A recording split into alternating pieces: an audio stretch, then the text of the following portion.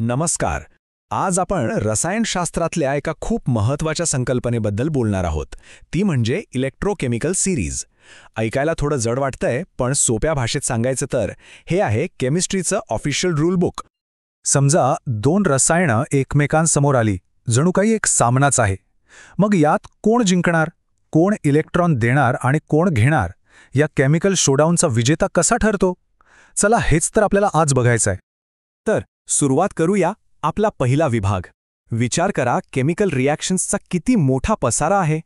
या सगळ्या गोंधळात एक शिस्त, एक ऑर्डर आणण्याची गरज का पडली, हेच आपण इथे समजून घेणार आहोत. बघा, केमिस्ट्रीच्या जगात तर लाखो करोडो रिॲक्शन्स होऊ शकतात. पण गंमत म्हणजे यातल्या कुठल्या रिॲक्शन्स स्वतःहून आपोआप घडतील हे ओळखणं शास्त्रज्ञांसाठी एक मोठं आव्हान होतं. म्हणजे कोणती रिॲक्शन स्पॉन्टेनियस असेल, आणि याच प्रश्नाचं उत्तर शोधण्यासाठी एका सिस्टमची, एका प्रणालीची गरज होती. आणि याच गरजेतून जन्माला आली इलेक्ट्रोकेमिकल सिरीज. याला आपण सोप्या भाषेत मूलतत्वांची लीग टेबल म्हणू शकतो. जसं क्रिकेटमध्ये टीम्सची रँकिंग असते ना, तसंच इथे कोणतं मूलतत्व किती रिॲक्टिव्ह आहे, किती शक्तिशाली आहे, याची ही एक क्रमवारी आहे. मग नक्की काय आहे ही इलेक्ट्रोकेमिकल सिरीज? सोपं आहे. ही पदार्थांची एक लिस्ट आहे. आणि ही लिस्ट कशावर आधारित आहे? तर कोणता पदार्थ किती सहजपणे इलेक्ट्रॉन स्वीकारू शकतो यावर. या प्रक्रियेला म्हणतात रिडक्शन. म्हणजे जो इलेक्ट्रॉन स्वीकारण्यात जास्त पटाईत तो या यादीत वरच्या क्रमांकावर. पण थांबा, ही रँकिंग बनवायची तर काहीतरी बेसलाईन पाहिजे ना? म्हणजे कोणाच्या तरी तुलनेतच आपण ठरवणार की कोण वर आणि कोण खाली. म्हणून शास्त्रज्ञांना एका फिक्स्ड रेफरन्स पॉइंटची गरज होती. एक असा बिंदू ज्याला आपण 0 मानू शकू. आणि तो रेफरन्स पॉइंट ठरला स्टँडर्ड हायड्रोजन इलेक्ट्रोड, शॉर्टमध्ये SHE. शास्त्रज्ञांनी ठरवलं की याचा पोटेन्शियल आपण 0 व्होल्ट मानूया. बरोबर 0, 0.00 व्होल्ट्स.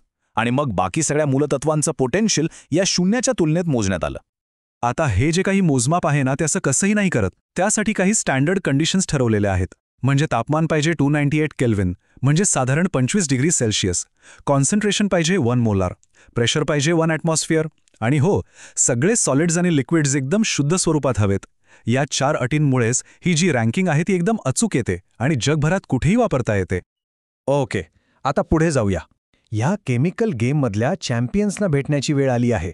म्हणजे इलेक्ट्रॉन देणारे कोण आणि घेणारे कोण? तर या खेळात 2 प्रकारचे खेळाडू आहेत. जे इलेक्ट्रॉन घेतात त्यांना म्हणतात ऑक्सिडायझिंग एजंट्स, आणि जे इलेक्ट्रॉन देतात ते झाले रिड्युसिंग एजंट्स. सोपं आहे, एक घेणारा, दुसरा देणारा. आणि इलेक्ट्रॉन घेणाऱ्यांमध्ये जो खराखुरा चॅम्पियन आहे तो म्हणजे फ्लोरीन. याचा स्कोर आहे +2.87 व्होल्ट, सगळ्यात जास्त. याचा अर्थ फ्लोरीन हा इलेक्ट्रॉन हिसकावून घेण्यात 1 नंबर आहे. बरं, मग इलेक्ट्रॉन देणाऱ्यांमध्ये हिरो कोण आहे? तो आहे लिथियम.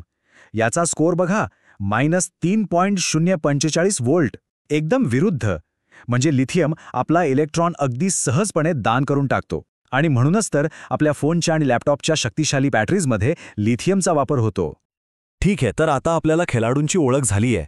मग आता या रँकिंगचा वापर करून आपण विजेत्याचा अंदाज कसा लावू शकतो हे समजून घेऊया. आणि हे फक्त थिअरी नाहीये. आपल्या रोजच्या वापरातल्या बॅटरी कशा काम करतात किंवा एखादी लोखंडी वस्तू का गंजते, या सगळ्याचं उत्तर याच तत्वात दडलेलं आहे. हे समजण्यासाठी एक मस्त उपमा आहे, स्कीच्या उताराची. कल्पना करा, ही जी सिरीज आहे ती एक स्की स्लोप आहे. जी मूलतत्व यादीत सगळ्यात वर आहेत, म्हणजे ज्यांचा स्कोर पॉझिटिव्ह आहे, ती म्हणजे एकदम टॉपचे स्कीयर्स. ते उतारावरून खाली यायला, म्हणजे इलेक्ट्रॉन स्वीकारायला नेहमीच तयार असतात. ही सिंपल टेबल बघा. फ्लोरीन +2.87 व्होल्टसह एकदम टॉपला आहे, म्हणजे सगळ्यात स्ट्रॉंग ऑक्सिडायझिंग एजंट. आणि लिथियम -3.045 व्होल्टसह एकदम तळाशी आहे, म्हणजे सगळ्यात स्ट्रॉंग रिड्युसिंग एजंट. तर मग सगळ्यात महत्त्वाचा नियम काय? अगदी सोपा आहे. यादीत जो वर आहे तो नेहमी त्याच्या खाली असलेल्या पदार्थाकडून इलेक्ट्रॉन स्वीकारतो. बस एवढाच नियम आहे. आणि हा नियम इतका पॉवरफुल आहे की यावरूनच आपल्याला कळतं की लोखंडावर झिंकचा लेप दिल्यावर ते का गंजत नाही. आणि आता येतोय या सगळ्या चर्चेचा सर्वात महत्त्वाचा भाग. तो म्हणजे स्पॉन्टेनिटीचा नियम.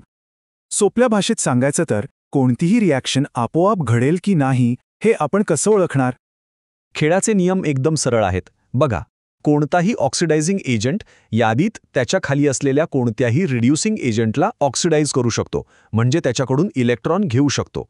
आणि याच्या अगदी उलट, कोणताही रिड्युसिंग एजंट यादीत त्याच्या वर असलेल्या कोणत्याही ऑक्सिडायझिंग एजंटला रिड्यूस करू शकतो, म्हणजे त्याला इलेक्ट्रॉन देऊ शकतो. याचाच अर्थ कोणतीही रिॲक्शन स्पॉन्टेनियस होण्यासाठी म्हणजे आपोआप घडण्यासाठी एकच अट आहे. ज्या पदार्थाचा E0 व्हॅल्यू जास्त आहे तो इलेक्ट्रॉन घेईल आणि ज्याचा E0 व्हॅल्यू कमी आहे तो इलेक्ट्रॉन देईल. झालं. आणि हीच आहे इलेक्ट्रोकेमिकल सिरीजची खरी ताकद. या एका सिस्टममुळे केमिकल रिॲक्शन्सचा अंदाज लावणं हे आता केवळ गेसवर्क राहिलेलं नाही, तर ते एक पक्कं सायन्स बनलं आहे. बॅटरी कशी बनवायची इथपासून ते गंज कसा थांबवायचा इथपर्यंत या एका सिरीजने सगळं काही सोपं केलं आहे. तर मग जाता जाता एक प्रश्न, जशी ही इलेक्ट्रोकेमिकल सिरीज मूल तत्वांच्या वर्तनाला एका नियमात बांधते, तशाच आपल्या आजूबाजूच्या जगावर राज्य करणाऱ्या आणखी कोणत्या अदृश्य रँकिंग्स किंवा नियम असतील? विचार करण्यासारखा प्रश्न आहे, नाही का?